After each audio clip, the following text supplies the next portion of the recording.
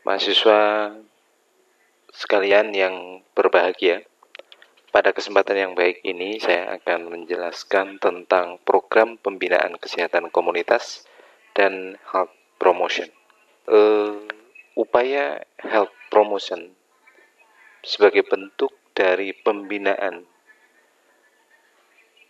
pemberdayaan masyarakat, pembinaan kesehatan komunitas itu masih satu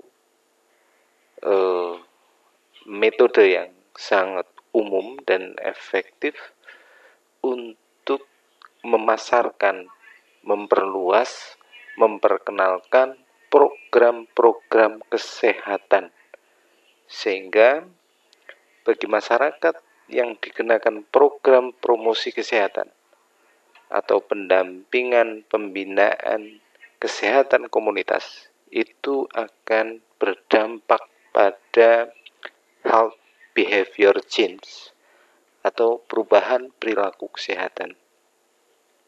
Saudara ingat tentang teori promosi kesehatan atau health belief model yang pernah disampaikan oleh Noah Cepender, disampaikan oleh Paddy Newman dan Rosenstock dan Erwin tahun 97 diantaranya adalah bagaimana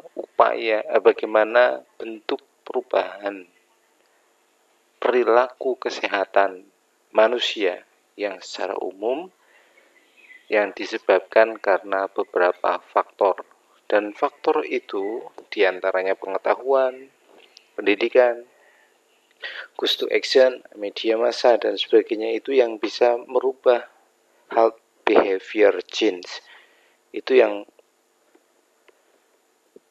kita secara umum sebut sebagai promosi kesehatan. Berikutnya, ada 5 level prevensi, pencegahan, health promotion, specific protection, diagnosis dini, dan pengobatan yang tepat. Disability limitation, pembatasan terhadap kecacatan, dan juga yang kelima adalah rehabilitasi. Itu bagian dari level pencegahan. Sehingga yang kita upayakan secara umum adalah level yang paling umum dan yang paling awal adalah health promotion. Ya, setelah health promotion itu kita upayakan untuk masyarakat yang dalam kondisi sehat. Kemudian kita lebih ke level berikutnya, specific protection sampai dengan rehabilitation. Kemudian saya akan terangkan terkait dengan kerangka promosi kesehatan, bidang kegiatan promosi kesehatan, pelayanan kesehatan preventif, kegiatan berbasis pada masyarakat.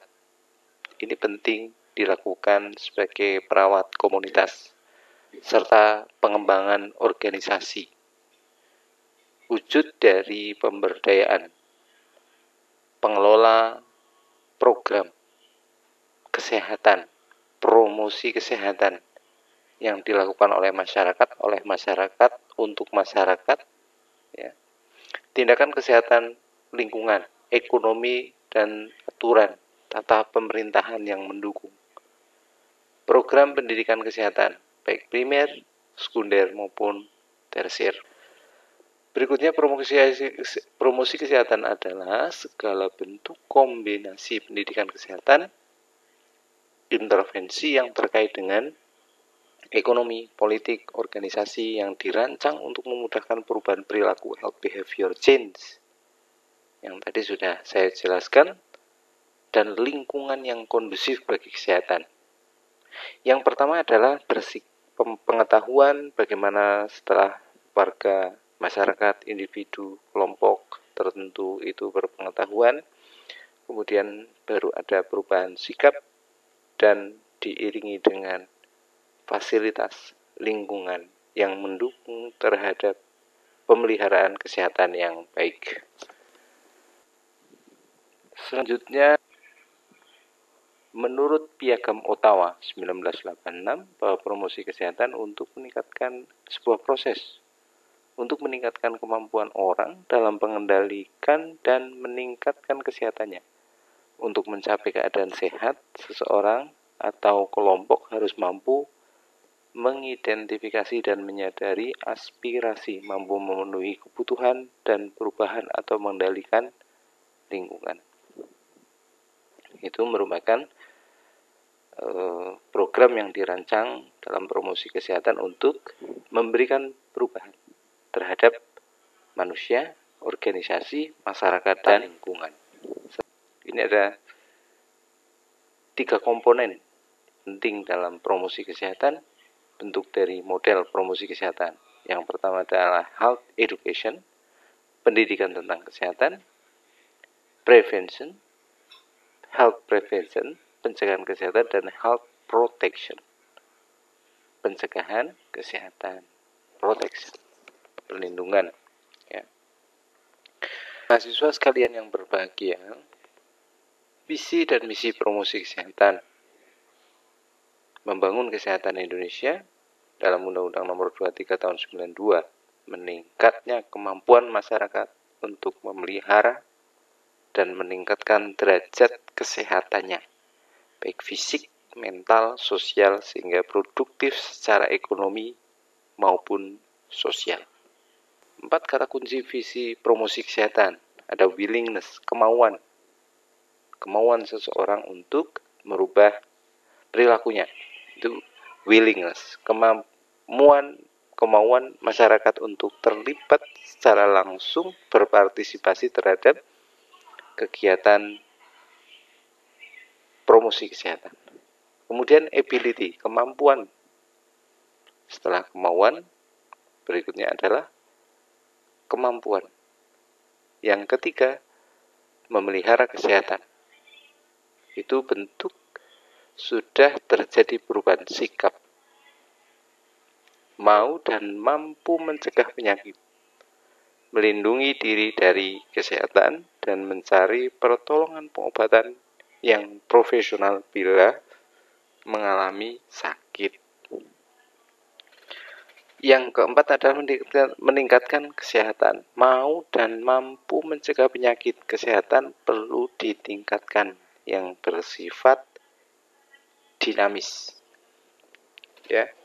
Jadi ini adalah seperti halnya sebuah level dari keberhasilan kita itu dalam melakukan promosi kesehatan. Pertama, seseorang itu mau berpartisipasi, kemudian mampu melakukan, mampu memelihara, dan mampu meningkatkan kesehatan. Ya. Misi promosi kesehatan, ada advokat, ditunjukkan kepada para pengambil keputusan untuk membuat kebijakan, menjembatani atau mediasi, menjalin kemitraan dengan berbagai program dan sektor yang terkait dengan kesehatan, memampukan atau enable, agar masyarakat mampu memelihara dan meningkatkan kesehatan secara.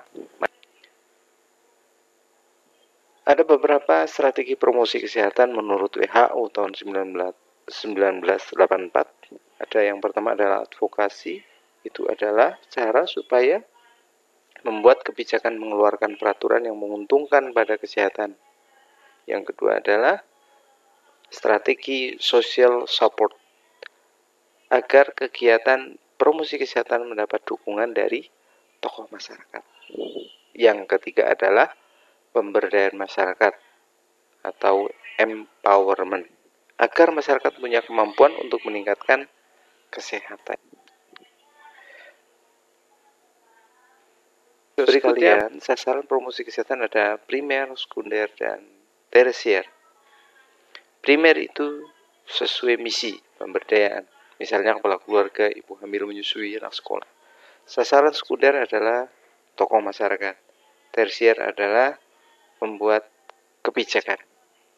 Ruang lingkup promosi kesehatan itu ada 2 cakupannya, ilmu perilaku dan ilmu yang diperlukan untuk intervensi perilaku, psikologi, terus kemudian perilaku kesehatan. dasar pembentukan. Berikutnya adalah ruang lingkup promosi kesehatan berdasarkan pada dua dimensi. Yang pertama adalah dimensi aspek sasaran pelayanan kesehatan. Yang kedua adalah dimensi tempat pelaksanaan promosi kesehatan atau tatanan yang disebut dengan setting. Dimensi aspek sasaran pelayanan kesehatan ada 4.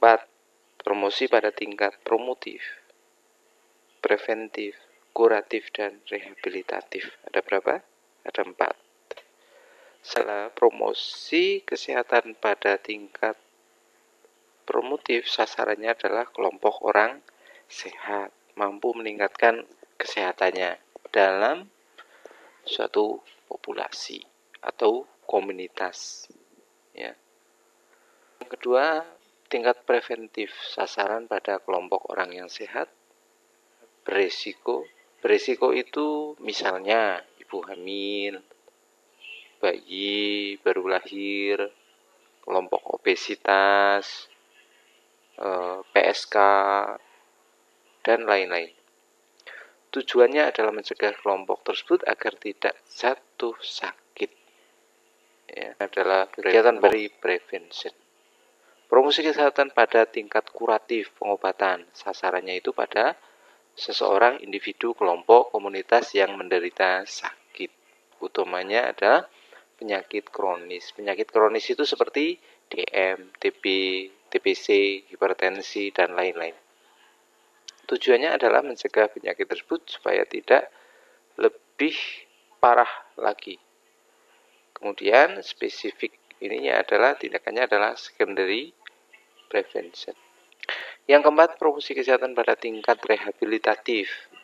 Sasarannya adalah penderita penyakit yang baru sembuh atau recovery dari suatu penyakit. Tujuannya adalah segera pulih kembali kesehatannya serta mengurangi kecacatan seminimal mungkin atau disebut dengan tertiary prevention.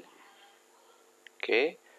Dimensi tempat pelaksanaan promosi kesehatan atau tatanan atau settingnya itu tatanan RT, sekolah, tempat kerja, dan sebagainya. Berikutnya peran perawat dalam promosi kesehatan, model gaya hidup sehat, memfasilitasi keterlibatan klien, mengajarkan strategi perawatan diri, membantu klien untuk meningkatkan kesehatan, serta kemudian bisa mendidik klien untuk menjadi pengguna layanan kesehatan yang efektif. Membantu klien untuk mengembangkan dan memilih peningkatan kesehatan yang efektif. Panduan mengembangkan pemecahan masalah secara efektif. Perkuat klien dan pribadi perilaku mempromosikan kesehatan keluarganya. Advokasi di komunitas untuk perubahan dan mempromosikan lingkungan yang sehat. Penilaian kesehatan pada masyarakat, riwayat kesehatan, pemeriksaan fisik, penilaian kebugaran fisik, gaya hidup, kesehatan spiritualnya, sistem dukungan sosialnya, risiko kesehatannya, keyakinan kesehatannya, dan tingkat kesehatan psikologisnya. Pengembangan rencana promosi kesehatan berdasarkan kebutuhannya itu perlu dikaji. Terus kemudian keinginannya. Keinginan komunitas untuk merubah perilaku hidup bersih dan sehatnya misalkan. Dan prioritas kesehatan dari klien. Klien memutuskan tujuannya. Tujuannya seperti apa? Kegiatan atau intervensi yang akan dicapai itu seperti apa? Sehingga tujuan ini, frekuensi, durasi kegiatan, serta metode evaluasinya mau seperti apa. Menerapkan rencana promosi kesehatan, menekankan pada tanggung jawab diri. Intervensi keperawatan meliputi bagaimana mendukung, menyuluh, memfasilitasi, mengajar, berkonsultasi, meningkatkan perubahan perilaku, serta berikutnya, yang akhir adalah mengevaluasi rencana promosi kesehatan. Bagaimana yang sudah kita lakukan terkait dengan promosi kesehatan, kita evaluasi, baik sedang berlangsung, upaya kolaboratifnya, tindakan klien dapat mencakupnya, lanjutkan rencananya, atau prioritas-prioritasnya, bagaimana strategi perlu dirubah atau tidak, bagaimana kontrak dan perlu direvisi. Saya kira itu satu konsep pemahaman kita tentang program promosi kesehatan atau pembinaan,